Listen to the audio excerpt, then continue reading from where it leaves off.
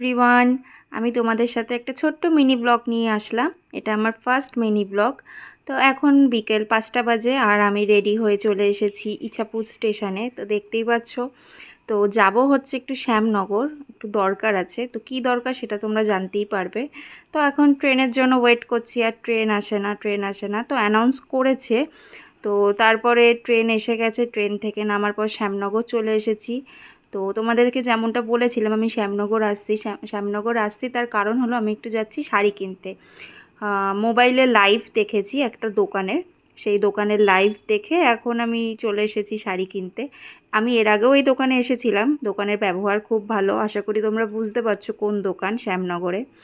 তো তারপরে দেখো আমার শাড়ি কেনা হয়ে গেছে, এখন বাড়ির উদ্দেশ্যে রওনা দিয়েছি।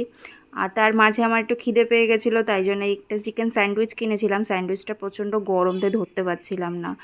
তো তারপরে ট্রেনের অপেক্ষা করতে করতে ট্রেন আসলো, তারপরে ইছাপুর নেমে গেলাম। ট্রেনে হালকা হালকা ভিড় ছিল। তো দেন বাড়ি চলে আসলাম, আর প্রচণ্ড ক্লান্ত হয়ে গেছি। ট্রেনে একটু হালকা ভিড় ছিল, আর বাইরে আজকে প্রচণ্ড গরম ছিল। তো চলো তোমাদের সাথে শেয়ার করি কী কী কিনলাম। তো ফার্স্টে এই একটা শাড়ি কিনেছি। কালারটা বুঝতে পারছো না কি ঠিক জানি না, এটা দোকান থেকে বলেছে অ্যাকোয়া কালার।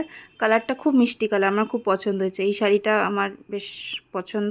আর এই শাড়িটা কিনেছি একজনকে দেব, তো কাকে দেব সেটা পরে তোমাদের শেয়ার করব। এই কালারটা তো বীভৎস সুন্দর কালার, পার্পল কালার। আমার তো ভীষণ ভালো লেগেছে এই শাড়িটা। তবে আমি পার্পল কালার আনিনি, যেহেতু আমার গায়ে অতটা মানাবে না। আমি দেখলাম পার্পল কালারটা গায়ে ফেলে, তাই জন্য আমি অ্যাকোয়া কালারটা নিয়ে এসেছি।